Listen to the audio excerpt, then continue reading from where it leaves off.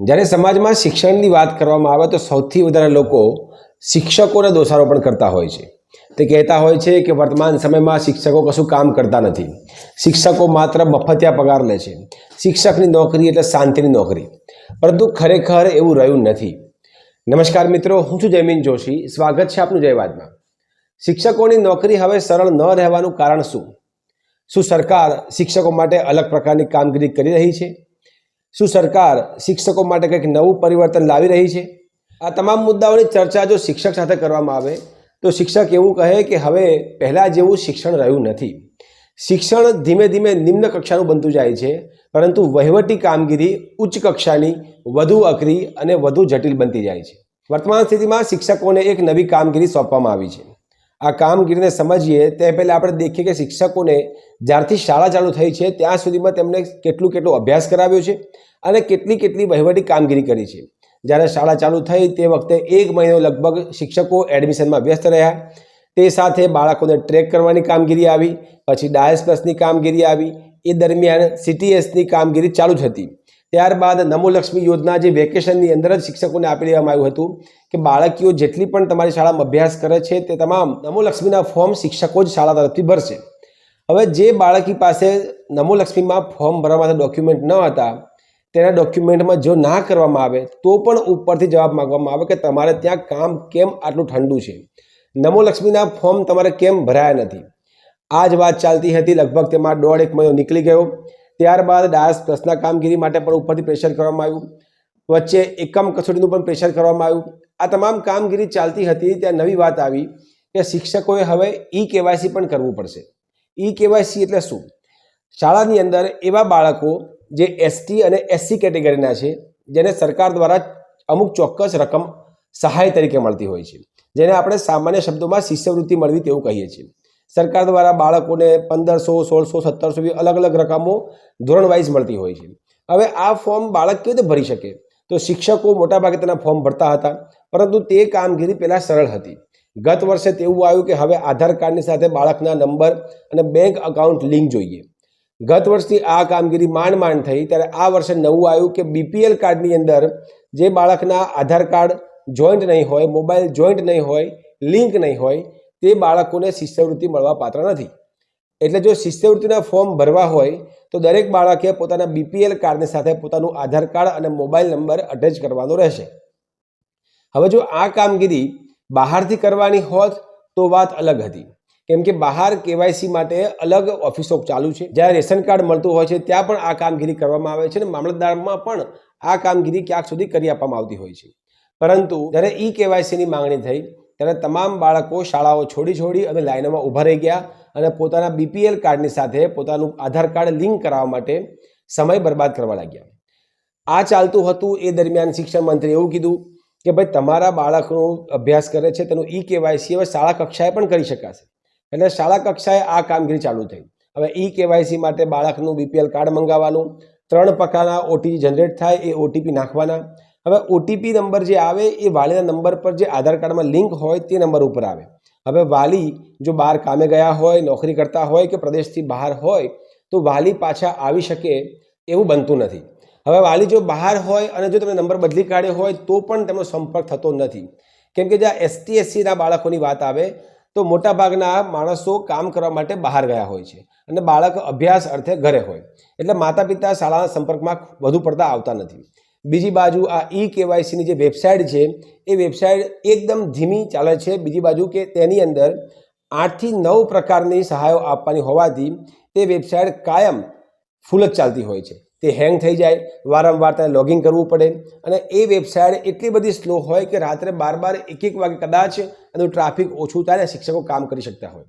એટલે ઉપરથી પ્રેશર કરવામાં આવ્યું કે EKYCની કામગીરી વધુ ઝડપી કરવામાં આવે, તાત્કાલિક ધોરણે પૂરી કરવામાં આવે. પરંતુ શિક્ષકો આખો દિવસ આ કામગીરી કરે તે છતાં માત્ર ને માત્ર 1 કે 2 કે વધુમાં વધુ 4 થી 5 ફોર્મ ભરી શકે, કેમ કે વેબસાઇટનું ટ્રાફિક વધારે હોય, EKYC માટે બાળકોના OTP ના આવતા હોય, માતા પિતાનો સંપર્ક થતો ના હોય અને આ આખી પદ્ધતિથી શિક્ષકો તો કંટાળ્યા.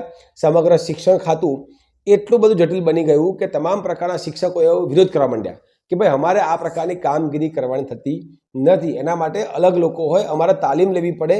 અને તાલીમ અમારે શા માટે લેવાની? કેમ કે અમારું કામ છે શિક્ષણ આપવાનું. એક બાજુ 1 મહિના પછી પરીક્ષા છે, બીજી બાજુ અભ્યાસક્રમ પત્યો નથી, ત્રીજી બાજુ શાળામાં બાળકો રેગ્યુલર આવતા નથી, ચોથી બાજુ એકમ કસોટીનું કામ પત્યું નથી, અને ઉપરથી આ પ્રકારની કામગીરી આપવામાં આવે તો તંત્ર આખું ખોરવાઈ જાય, શિક્ષણ ખાતું આખું વ્યસ્ત થઈ જાય અન્ય કામોમાં, અને શિક્ષકો શાળાઓ બરાબર સંભાળી શકે નહીં. એટલે શિક્ષકોએ ખૂબ વિરોધ કર્યો, અને આ સાથે બાળકો અને વાલીઓએ પણ વિરોધ કર્યો કે અમે 3-4 દિવસથી લાઈનમાં પડ્યા હોઈએ છીએ, અમારું કામ થતું નથી.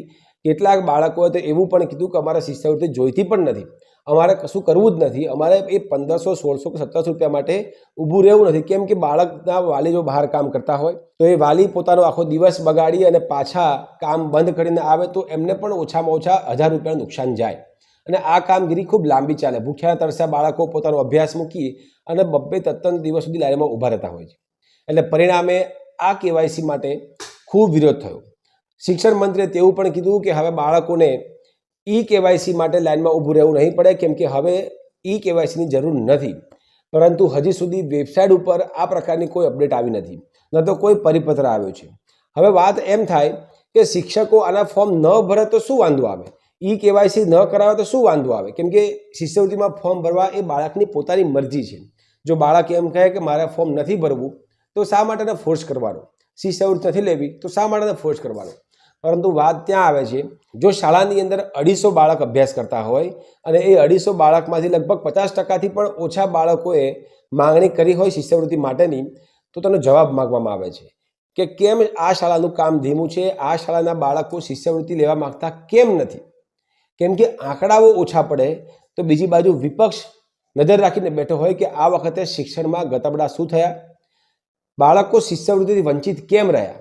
એની માટે વિપક્ષ આખો નવો પ્રશ્ન ઉઠાવી શકે. એટલે ક્યાંક ને ક્યાંક આંકડા સંદર્ભમાં મેચ કરવા માટે આ પ્રકારની કામગીરી કરવા ઉપર જોર લગાવવામાં આવ્યું, અને શિક્ષકોને ફોર્સ કરવામાં આવ્યો કે ના ભાઈ, તમારે આ શાળામાં કે તમારી શાળામાં ભણતા બાળકોને શિષ્યવૃત્તિ આપવાની છે, અને કેમ ફોર્મ નથી ભરતા તેનો જવાબ આપો, તાત્કાલિક કામગીરી પૂરી કરો. બીજી બાજુ ડીડીઓ હોય કે ટીપીઓ હોય કે જિલ્લા કક્ષાએ શિક્ષકોની તાલીમ પણ આપવામાં આવી, અને તાલીમ માટે બોલાવવામાં પણ આવ્યા કે ભાઈ તમારે આ પ્રકારે બાળકનું ફેસ સ્કેન કરવાનું છે, તેના નામ નાખવાનું છે, BPL કાર્ડનો નંબર નાખવાનો છે, અને આ પ્રકારે તમારે OTP લેવાનો છે. શિક્ષકોને શીખવા માટે આગ્રહ કરવામાં આવ્યો. હવે શિક્ષકો આ બધાથી કંટાળ્યા હતા, વાલીઓ કંટાળ્યા હતા, તો શિક્ષણ મંત્રીએ એવું કીધું કે ભાઈ હવે બાળકોને કેવાયસી કરાવવાની જરૂર નથી. પરંતુ વેબસાઇટ ઉપર હજી કોઈ આ પ્રકારનો ઉલ્લેખ આવ્યો નથી. વેબસાઇટ ઉપર હજી પણ આ કેવાયસી માટે OTP માટે ઓપ્શન છે, તેના વગર ફોર્મ ભરી શકાતું નથી. એટલે ક્યાંક ને ક્યાંક તંત્ર પોતાનું કામ બરાબર કરી શકતું નથી. એનું કારણ આ એક સાથે બધી કામગીરી ભેગી થઈ ગઈ છે. 1 મહિના પછી બાળકોની પરીક્ષા છે, શિષ્યવૃત્તિનું કામ જોરશોરમાં ચાલે છે, બાળકો શિષ્યવૃત્તિ લેવા ન ઈચ્છવા છતાં પણ તેમને ફોર્મ ભરવા માટે ફોર્સ કરવામાં આવે છે. અને બીજી બાજુ બાળકના ખાતામાં પૈસા આવે છે કે નહીં તેના ઉપર બહુ ઓછા લોકોનું ધ્યાન જાય છે. કેમ કે જ્યાં આદિવાસી સમાજના બાળકો હોય તેમના નામમાં ક્યાંક ને ક્યાંક ભૂલ આવતી હોય, સ્પેલિંગમાં મિસ્ટેક આવતી હોય, નંબર ચેન્જ થયો હોય તો આધાર કાર્ડ સાથે મેચ થતો ના હોય, બેંક સાથે મેચ થતું ના હોય, એક પણ અક્ષરની ભૂલ આવે, જાતિની ભૂલ આવે તો પણ બાળકના ખાતામાં એ પૈસા પડતા નથી. એટલે બાળક માત્ર આ બધી પ્રોસેસમાંથી પસાર થાય છે, પરંતુ તેના ખાતામાં પૈસા આવે છે કે નહીં એ આખો મુદ્દો અલગ ચાલતો હોય છે. કેમ કે બાળકને પૈસા આપવાની વાત આવે ત્યારે ક્યાંક ને ક્યાંક આ બધી ત્રુટિઓ નીકાળવામાં આવતી હોય છે, અને પરિણામે બાળકને શિષ્યવૃત્તિ ન પણ મળી શકે. હવે તેના માટે જવાબ કોણ જવાબદાર છે તે તો બાળક જ જાણે, શિક્ષકો જ જાણે. કેમ કે બંને એકબીજા ઉપર ઢોળતા હોય છે. શિક્ષકો કહે છે કે ભાઈ અમે તો ફોર્મ ભર્યા હતા પણ બાળકના ખાતામાં ન આવ્યું તો અમે શું કરીએ? અને આ માત્ર આંકડાઓ ચાલ્યા કરે છે, અને આમનામ આખું વર્ષ પસાર થઈ જાય છે. પરંતુ મુદ્દાની વાત એ છે કે આ બધા કામો જો શિક્ષકોને આપવામાં આવે તો શિક્ષણ ધીમે ધીમે બગડતું જાય, એમાં શિક્ષકોનો વાંક ન કાઢી શકાય. શિક્ષકો વારંવાર કહે છે કે અમને માત્ર અભ્યાસ કરાવવા દો અને ઇતર કામોમાંથી અમને છુટ્ટી આપો, ઇતર કામો માટે બીજા માણસોને મૂકો. પરંતુ આ પ્રકારની કામગીરી શિક્ષકો પર હજુ લાદવામાં જ આવે છે. એટલે શિક્ષકો વર્તમાન સ્થિતિમાં પણ ખૂબ ગુસ્સામાં છે. પરંતુ વાત એ છે કે શિક્ષકોને જે સામાન્ય ગણવામાં આવે છે એ શિક્ષકો સરકાર સામે કે ઉચ્ચલા અધિકારી સામે વિરોધ કરીને પણ શું કરી શકે? એ માત્ર વોટ્સઅપ પર SMS કરી શકે, મૌખિક વાતો કરી શકે, પરંતુ વાત એ પણ છે કે આ સિસ્ટમ વિશે તમામ લોકોને ખબર છે. હવે જોવાનું એ રહ્યું કે આ ઈ કેવાયસીનો મુદ્દો ક્યાં સુધી ચાલે છે.